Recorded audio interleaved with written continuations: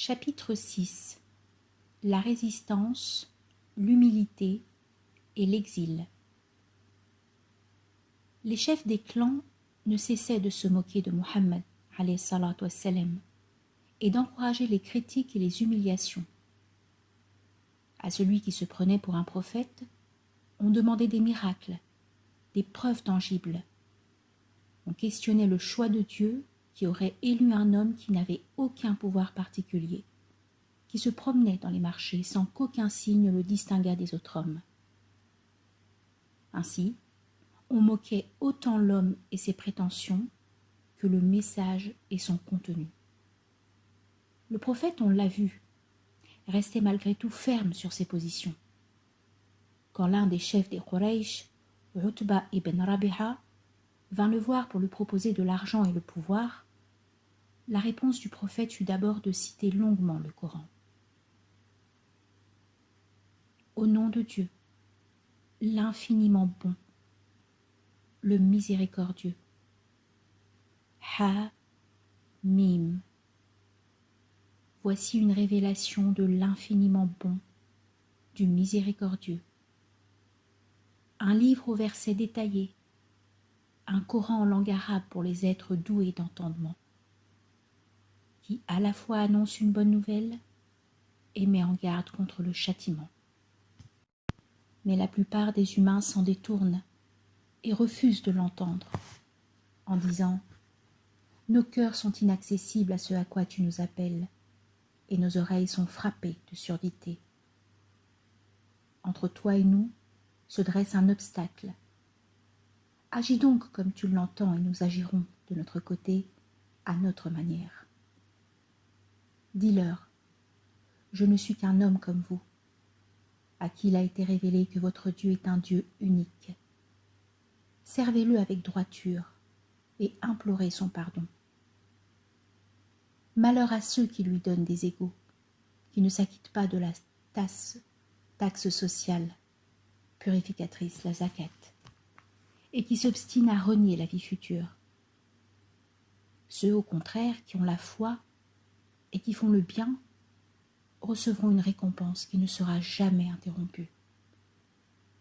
Dis, comment donc? Renierez-vous celui qui a créé la terre en 2 jours? Et lui donnerez-vous des égaux à lui, maître de l'univers, qui a établi sur la terre des montagnes comme des piliers et qui l'a bénie, qui y a réparti en 4 jours d'égale durée les ressources répondant aux besoins exacts des vivants? Sourate 41, versets 1 à 10. Le prophète continuera sa récitation jusqu'au verset 38, à la lecture duquel il se prosternera en signe de révérence au Dieu unique. Utba était venu à lui afin de lui proposer les richesses et le pouvoir de ce monde. Et voilà, il se trouvait en face d'un homme prosterné au nom de sa foi en l'Éternel, exprimant ainsi son clair refus de la proposition qui venait de lui être faite. Utba sera très fortement impressionné par la forme et le contenu du texte coranique, et s'en retournera auprès des siens en leur proposant de ne pas s'opposer à ce message. Ces derniers, persuadés qu'il avait été ensorcelé par la magie de ces mots, ne tiendront pas compte de ce conseil et poursuivront leur persécution. Sous-titre 1.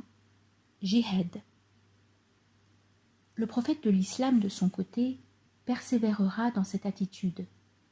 Chaque fois que ses opposants s'attaqueront à lui, c'est par le Coran qu'il répondra, se protégera et résistera.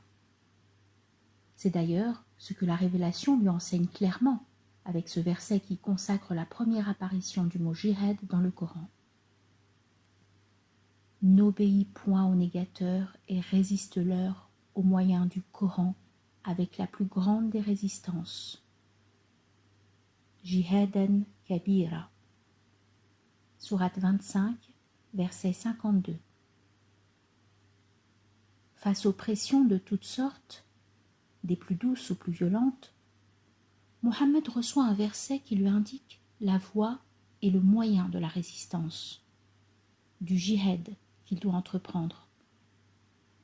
Nous sommes ici en présence du sens premier et fondamental du concept de jihad dont la racine, jahada, veut dire faire un effort. Mais surtout ici, résister. Résister à l'oppression et à la persécution. Dieu commande à son envoyé de résister au mauvais traitement des Quraysh en s'appuyant sur le Coran. Le texte est sa véritable arme spirituelle et intellectuelle contre leurs agressions et leurs violences. À ceux qui raillent, insultent et humilient, à ceux qui agressent, qui torturent et qui tuent, à ceux qui veulent des miracles et des preuves, le prophète répond invariablement avec l'arme et le bouclier du Coran, qui en soi se présente, nous l'avons vu, comme le miracle et la preuve.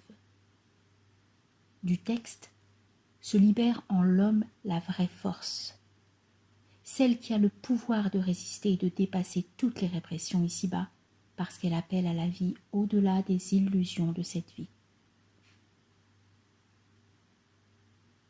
En référence, le verset 64 de la sourate 29. La vie de ce monde n'est que divertissement et jeu. En vérité, la demeure dernière, c'est elle qui est la vie. Si seulement il savait. L'essence de la notion du jihad fi sabilillah, la résistance dans la voie de Dieu, est tout entière circonscrite dans cette première occurrence du mot au cœur de la sourate du discernement. Il s'agit bien de cela en effet. Reconnaître par le miracle des deux révélations, l'univers et le texte, la présence de l'unique, et résister aux mensonges et à la terreur de ceux qui ne sont mus que par la protection de leurs intérêts, de leur pouvoir ou de leur plaisir. Néanmoins, la première attitude requise consiste à prendre ses distances. Comme le mentionnent les versets 29 à 31 de la sourate 53, « Éloigne-toi donc de ceux qui tournent le dos à notre rappel, qui ne cherchent que les plaisirs éphémères. Leur savoir ne dépasse point cet horizon. En vérité, ton Seigneur connaît parfaitement celui qui s'éloigne de sa voie et celui qui s'efforce de la suivre. À Dieu appartient tout ce qui est dans les cieux et sur la terre, de sorte qu'il rétribue, selon leurs œuvres, ceux qui font le mal et accorde la meilleure récompense à ceux qui font le bien. » Le discernement est également, comme nous le voyons dans ces versets, d'ordre éthique, puisque ce qui distingue le croyant dans cette vie est non seulement une foi, mais aussi une façon d'être et d'agir. Armés de ce savoir, le prophète et ses compagnons ont d'abord tenté de transmettre leur message librement, tout en essayant d'éviter la confrontation. Les chefs des Quraysh ne l'entendaient point ainsi, et ils n'avaient de cesse d'accroître leur mauvais traitement à mesure que les révélations se succédaient. Les premiers musulmans, à l'image du prophète, s'engageaient à la résistance, au jihad, en rappelant l'existence du Dieu unique, la vie après la vie, le jugement dernier, la nécessité du bien et le Coran, toujours, étaient l'arme de leur discernement spirituel et leur armure face aux sévices corporels. Toutefois, ce jihad était parfois difficile à vivre et à supporter, tant la persécution était continue et violente.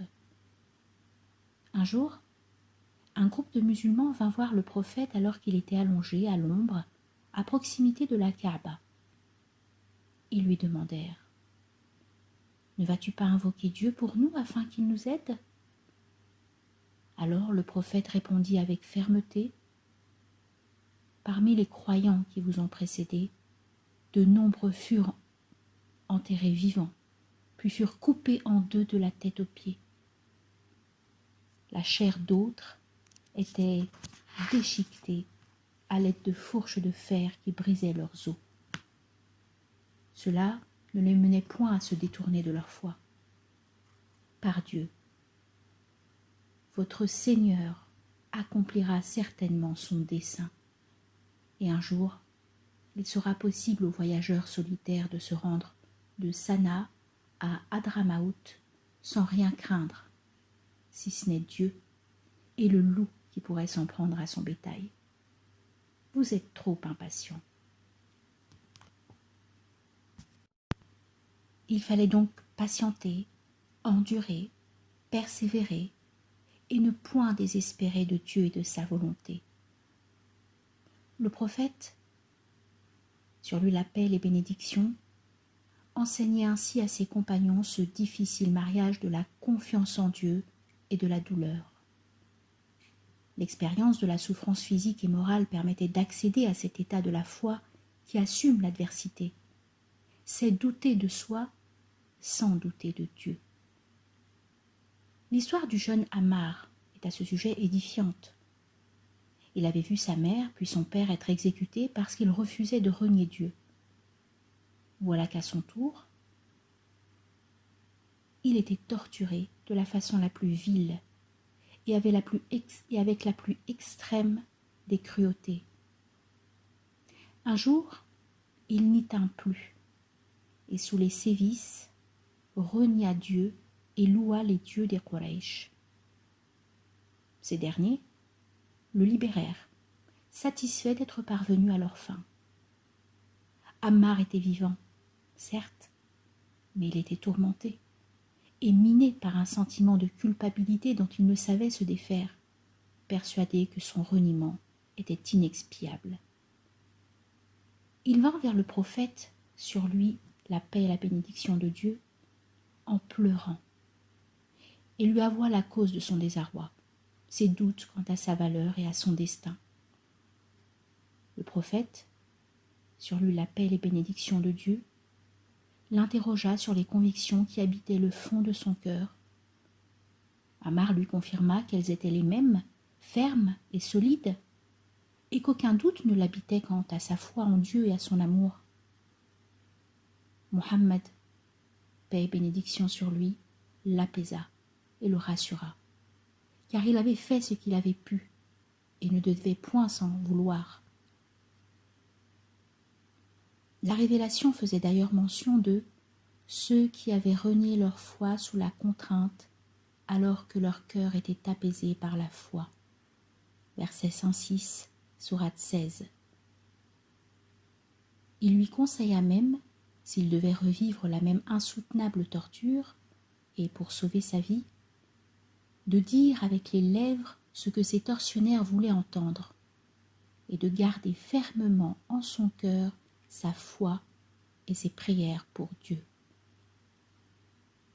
Ainsi le prophète, paix et bénédiction sur lui, a-t-il reconnu et accepté les deux attitudes, celle de ceux qui n'ont jamais renié et sont allés jusqu'à mourir pour leur foi, et celle de ceux qui, sous l'insupportable torture, ont échappé à la mort en reniant verbalement leurs convictions alors que celles-ci restaient inébranlables en leur conscience. Plus tard, les savants musulmans s'appuieront notamment sur cet exemple pour affirmer qu'il était possible à un musulman dans une situation extrême, où il s'agissait pour lui de sauver sa vie sous l'oppression d'un pouvoir injuste, de dire avec ses lèvres ce que leur tortionnaire voulait entendre. C'est la référence à la notion de taqiya, qui renvoie au fait de dissimuler. Et celle-ci n'a été légitimée, comme ce fut le cas ici avec Ammar, que s'il s'agissait pour l'individu de sauver sa vie dans une situation extrême de torture qu'il n'était pas à même de supporter. Dans toute autre situation, comme nous le verrons, les musulmans se devaient de dire la vérité, quel qu'en fût le prix. Sous-titre 2, Enjeu. L'opposition des Qurayshites n'était pas uniquement une opposition à un homme et à un message. En effet, si tous les messagers de Dieu ont reçu ce même accueil, cette même opposition, cette même haine de la part d'un pan entier de leur propre communauté, c'est que le contenu de ce qu'ils apportaient était en fait une radicale révolution quant à l'ordre des choses et des sociétés. Le Coran rapporte les propos qu'ont eu à essuyer les messagers, époque après époque, lorsqu'ils sont venus transmettre le message à leurs peuples respectifs. La première réaction est le plus souvent un refus de changement, mêlé à la crainte de perdre le pouvoir, comme Moïse et Aaron l'entendront du peuple de Pharaon. Sourate 10, verset 78, en ces termes. Es-tu venu pour nous détourner du culte que pratiquaient nos ancêtres, et pour que tous deux vous vous accapariez le pouvoir dans ce pays? Nous ne croyons pas en vous. Cette relation à la mémoire, aux ancêtres, aux habitudes, est un élément fondamental pour comprendre la réaction des peuples en face des transformations que ne vont pas manquer d'apporter une nouvelle croyance, et de fait, une nouvelle présence dans le corps social. La réaction est toujours épidermique et passionnée, car ce qui est en jeu touche à l'identité et à la stabilité sur lesquelles se fonde la société en question. Le prophète Mohammed, paix et bénédiction sur lui, avec son message et l'établissement de plus en plus visible de sa communauté, fera naître ces mêmes réactions de la façon la plus vive. Et le peuple de Quraysh, emporté par la peur de ce qui semble menacer ses repères, s'y opposera de manière violente et acharnée. La question du pouvoir est bien sûr essentielle. Tous les peuples qui ont accueilli des prophètes ont d'abord pensé, comme ce fut le cas avec Mohammed, paix et bénédiction sur lui, que ceux-ci ne cherchaient que le pouvoir et le prestige.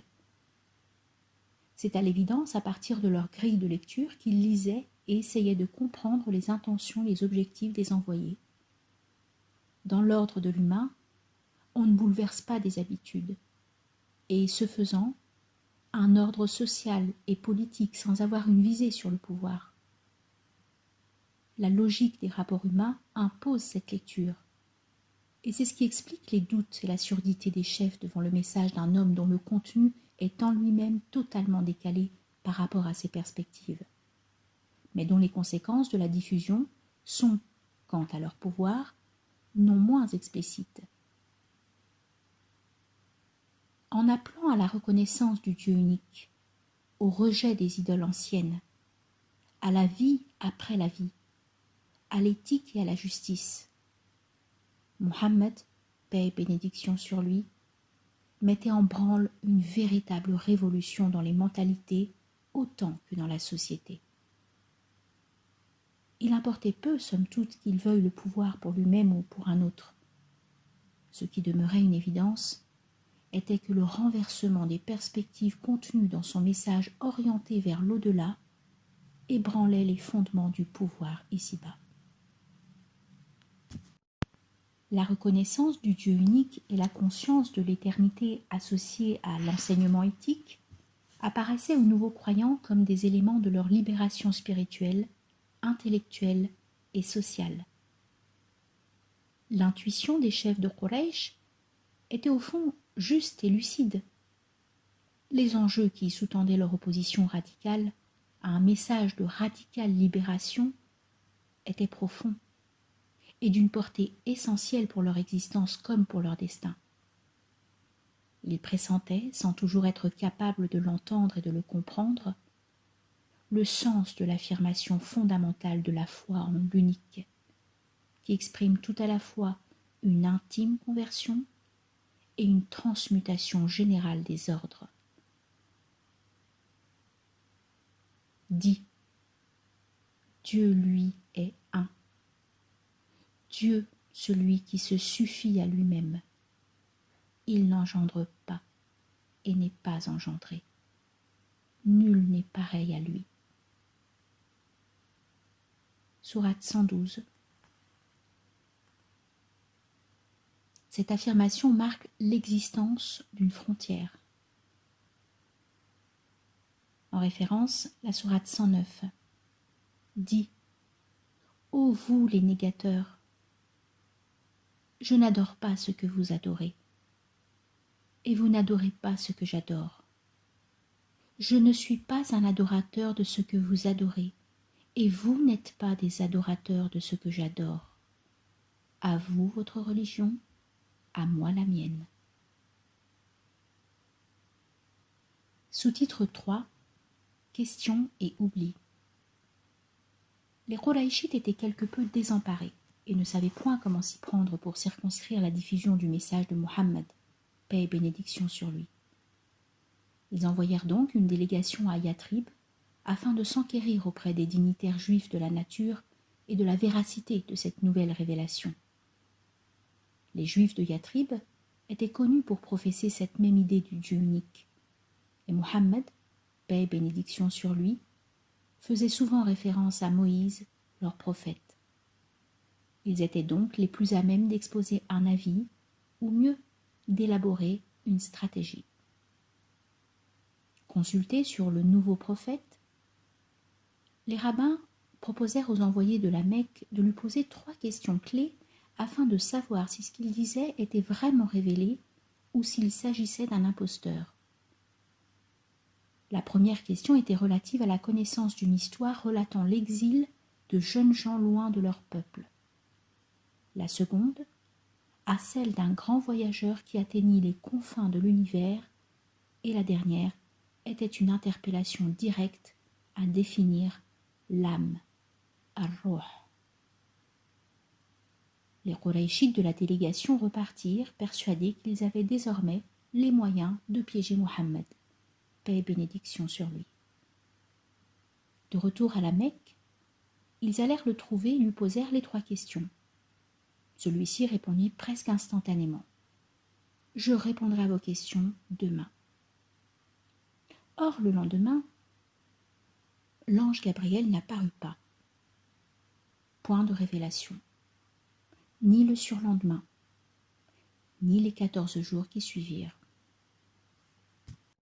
Les Qurayshites jubilaient, sûrs d'avoir enfin prouvé la duplicité de ce soi-disant prophète, incapable de répondre aux questions des rabbins.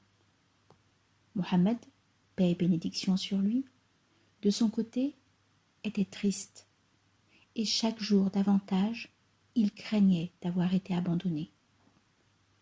Sans douter de Dieu, il revivait l'expérience du doute quant à soi, amplifié par les railleries de ses opposants. 2 semaines plus tard, il reçut une révélation et une explication. Les versets 23 et 24 de la sourate 18. Ne dis jamais, à propos d'une chose, certes, je ferai cela demain, sans ajouter, si Dieu le veut. Invoque ton Seigneur, si tu oublies, et dis, plaise à mon Seigneur de me guider vers le chemin de la rectitude. Cette révélation était une fois encore un reproche et un enseignement. Elle rappelait au prophète, sur lui bénédiction et paix, que son statut, son savoir et son destin étaient dépendants de son Rabb, du Dieu unique et souverain, et qu'il ne devait point l'oublier. Ainsi, faut-il comprendre le sens de la formule « Inch'Allah », si Dieu le veut. Elle exprime la conscience des limites, le sens de l'humilité de celui qui agit, mais qui sait qu'au-delà de ce qu'il peut dire ou faire, Dieu seul a le pouvoir de faire en sorte que les choses adviennent. Il ne s'agit point d'un message fataliste. Il n'est point question de ne pas agir, mais, au contraire, de ne jamais cesser d'agir tout en maintenant en sa conscience et en son cœur les réelles limites du pouvoir humain. Le prophète, paix et bénédiction sur lui, pour la 2e fois dans la révélation, était rappelé à l'ordre par le transcendant. Quelle que soit l'intensité de l'adversité des hommes, ta force et ta liberté sur la terre demeurent dans la conscience permanente de ta dépendance vis-à-vis du Créateur. Ce n'est qu'ensuite que le prophète, paix et bénédiction sur lui, recevra la réponse aux 3 questions posées. L'attente allait paradoxalement renforcer la conviction des croyants et interpeller les interlocuteurs du prophète, paix et bénédiction sur lui. Son silence, son incapacité de répondre, puis l'exposé tardif des révélations prouvaient que Mohammed, paix et bénédiction sur lui, n'était point l'auteur du livre qui se constituait et qu'il était bien dépendant de la volonté de son Rabb. La réponse à la question de l'âme ar-Ruh renvoyait directement, dans le même sens que l'exigence d'humilité à laquelle il avait été appelé précédemment, au savoir supérieur de l'unique. Il t'interroge au sujet de l'âme, dit « L'âme relève de l'ordre exclusif de mon Seigneur. Et en fait de science, vous n'avez reçu que bien peu de choses. » Verset 85 de la sourate 17. Quant aux 2 histoires, celle des 7 dormants d'Éphèse et celle du voyageur Dhul-Qarnayn, elles sont relatées dans la même sourate 18, la caverne. Elles fourmillent de données et de précisions auxquelles les Qurayshites et les rabbins de Yathrib ne pouvaient point s'attendre, et dont le prophète, paix et bénédiction sur lui, avant la révélation, n'avait aucune connaissance. Dans cette même sourate, on trouve l'histoire de Moïse qui, dans un moment d'oubli et de négligence, avait laissé échapper l'idée que, compte tenu de son statut de prophète, il savait.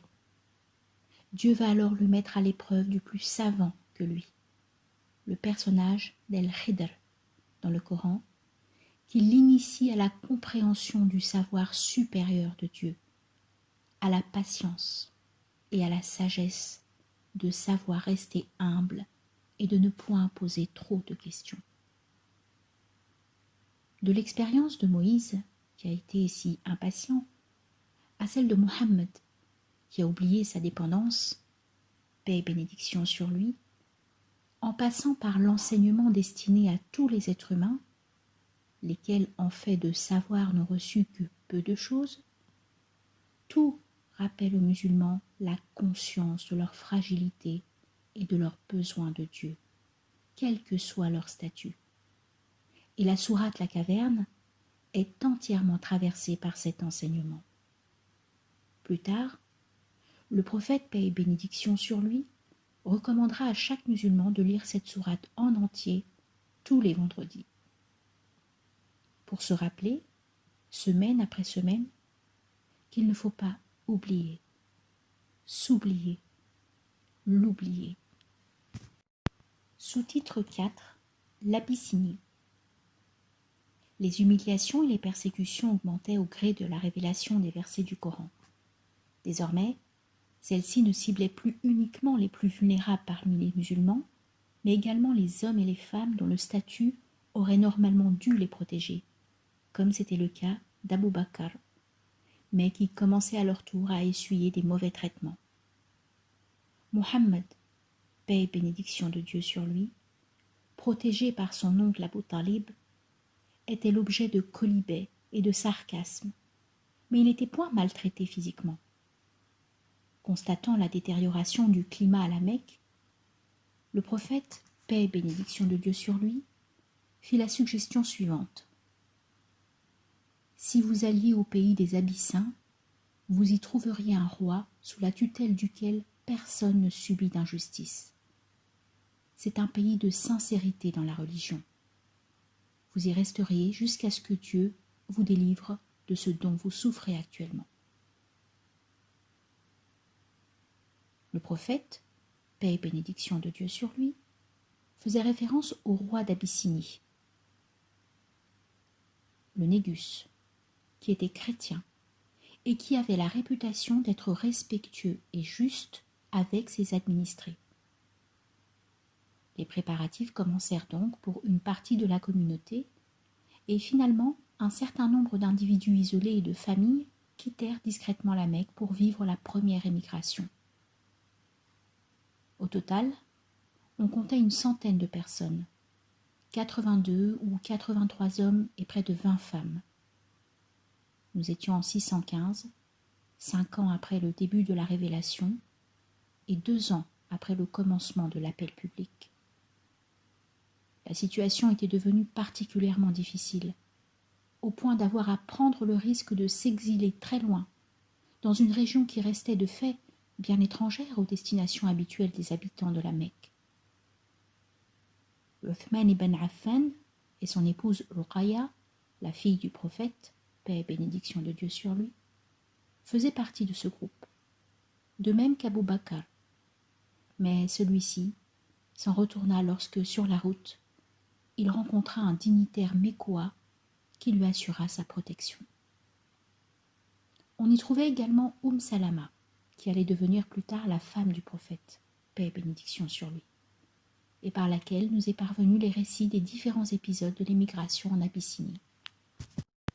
Les chefs Qurayshites découvrirent rapidement que des musulmans, et paradoxalement pas les plus vulnérables, avaient quitté la Mecque. Ils ne mirent pas longtemps non plus à connaître leur destination.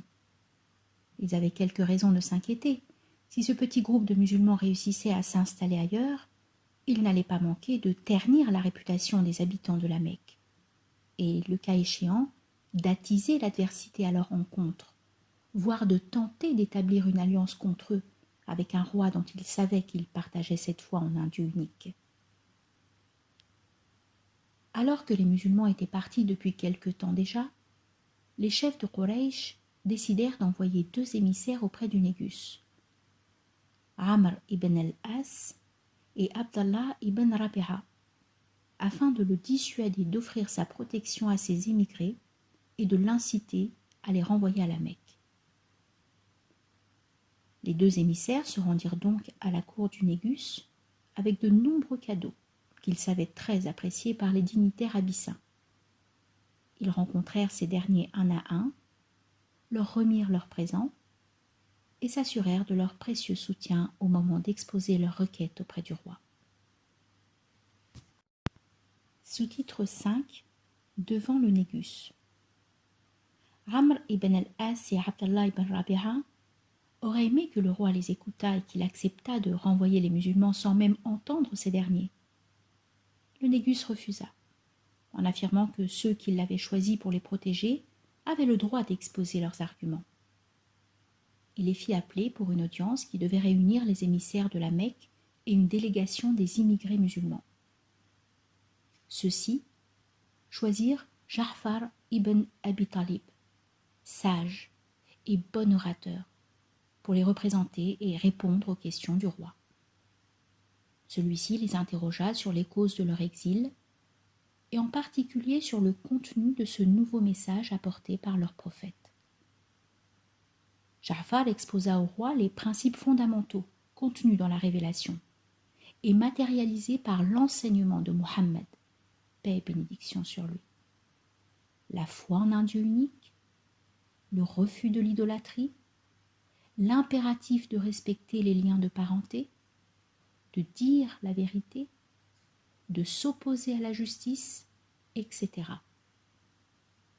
Ja'far ajouta que c'était à cause de ce message que les gens de Quraysh les persécutaient et qu'ils avaient donc décidé de se réfugier en Abyssinie auprès du Négus qui avait la réputation d'être juste et tolérant.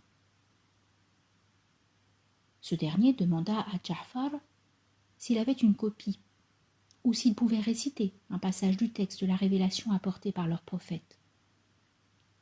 Ja'far répondit par l'affirmative et se mit à psalmodier quelques versets de la sourate Maryam. Et mentionne Marie dans le livre lorsqu'elle se retira en un endroit situé à l'est, loin de sa famille, et étendit un voile entre elle et les siens. C'est alors que nous lui envoyâmes notre esprit qui se présenta à elle sous la forme d'un homme accompli. Elle lui dit : « Je cherche refuge contre toi auprès du tout miséricordieux, si tant est que tu le craignes. Je ne suis, dit-il, qu'un envoyé de ton Seigneur, chargé de te faire présent d'un garçon immaculé.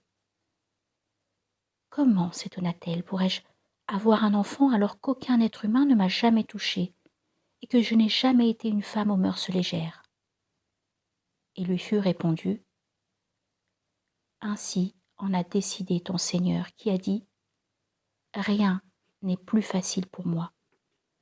Nous ferons de cet enfant un signe pour les hommes et une miséricorde émanant de nous.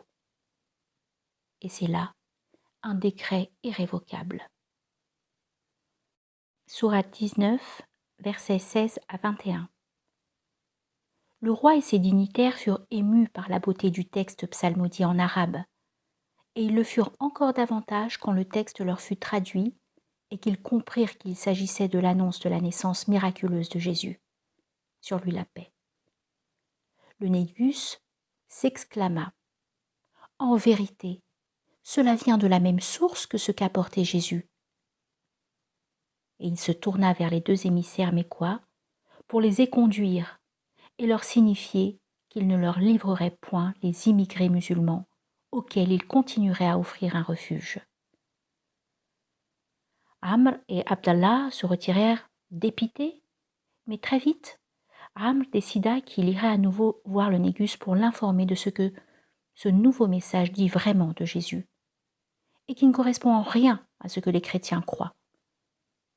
Il s'exécuta le lendemain, et le roi, après l'avoir écouté, convoqua à nouveau Ja'far et sa délégation en exigeant d'en savoir plus sur ce que disait le prophète à propos de Jésus. Ceux-ci avaient pris conscience du danger de cette rencontre. L'exposé des différences entre les deux messages pouvait amener le Négus à les renvoyer. Ils décidèrent néanmoins de s'en tenir au contenu du message et de dire ce qu'il en était en toute vérité. À la question directe du Négus, « Que professez-vous au sujet de Jésus, le fils de Marie ?» Ja'far répondit de façon non moins directe et claire, « Nous en disons ce que nous a appris notre prophète. Il est le serviteur de Dieu, son messager, son esprit, son verbe qu'il a insufflé en Marie, la Sainte Vierge. » Il n'y avait ici nulle mention de son statut de fils de Dieu, et pourtant, le Négus réagit en saisissant un bâton et en s'exclamant « Jésus, le fils de Marie, ne dépasse pas ce que tu viens de dire de la longueur de ce bâton. » Les dignitaires religieux furent surpris de cette réponse, se manifestèrent en tout sautant, mais le Négus les ignora et exigea que les deux émissaires mécois soient renvoyés et qu'ils remportent avec eux la totalité de leurs cadeaux. Aux musulmans, il renouvela son accueil et les assura qu'ils trouveraient chez lui protection et sécurité. Le revers était de taille pour les Mécois, dont la vengeance allait s'exprimer par l'augmentation des représailles après le retour des deux émissaires. De leur côté, Ja'far et sa communauté avaient trouvé un pays majoritairement chrétien, où bien qu'ils soient exilés et ne partagent pas la foi de la population, ils étaient reçus, protégés et tolérés. Ils avaient décidé de dire la vérité. Au moment le plus risqué de la rencontre avec le Négus, ils n'avaient pas cherché à esquiver la question ou à mentir au sujet de ce que le prophète Mohammed, sur lui la paix et les bénédictions de Dieu, disait de Jésus, le fils de Marie, sur lui la paix. Ils risquaient certes d'être envoyés et extradés, mais ils n'étaient point dans la situation de Ammar qui, sous la torture, avait verbalement renié pour sauver sa vie. Ici donc, malgré les périls, point d'échappatoire. Les musulmans s'en étaient tenus à leurs convictions, qu'ils avaient exprimées avec sincérité et honnêteté. Ils n'avaient pas d'autre choix que de dire la vérité. Ils l'ont dite. Il est à noter au demeurant que Ja'far avait commencé par mettre en avant les similitudes des deux révélations. Les premiers versets qu'il récita signifiaient clairement que la source du message était la même et que les musulmans, adhérant à la nouvelle révélation, adoraient le même Dieu que les chrétiens et reconnaissaient leur prophète. Ce sont les émissaires de la Mecque qui cherchèrent à mettre en évidence les différences pour semer la discorde. Mais Ja'far a assumé avec la même promptitude d'exposer le message de sa foi avec ses distinctions et ses différences. La seule présence des musulmans en Abyssinie envoyait au fond un autre message aux chrétiens. Ils reconnaissaient dans le Négus un homme de principe et de justice, et c'est pourquoi ils avaient décidé de se réfugier chez lui. Le Négus n'était pas musulman, mais il avait parfaitement entendu la double portée, explicite et implicite, du message apporté par les musulmans. Notre Dieu est le même, le Dieu unique, quelles que soient les différences entre nos textes et nos croyances. Nos valeurs de respect et de justice sont les mêmes, quelles que soient les divergences de nos textes. Le roi entendit et accueillit ses fidèles d'une autre foi. Plus tard, le Négus se convertit à l'islam et ne cessa d'être en contact avec le prophète Mohammed, paix et bénédiction de Dieu sur lui. Il représenta ce dernier lors d'une cérémonie de mariage, et le prophète, paix et bénédiction de Dieu sur lui, fit la prière sur le mort absent, Salat el-Raïb, lorsqu'il apprit que le Négus était décédé. La majorité des musulmans exilés en Abyssinie y demeurèrent une quinzaine d'années, jusqu'à l'expédition de Khaybar en 630, où ils rejoignirent le prophète, paix et bénédiction de Dieu sur lui, à Yathrib, devenu entre-temps Médine. D'autres étaient repartis et parfois revenus au gré des informations positives reçues en provenance de la Mecque, mais ils ne furent jamais inquiétés en Abyssinie.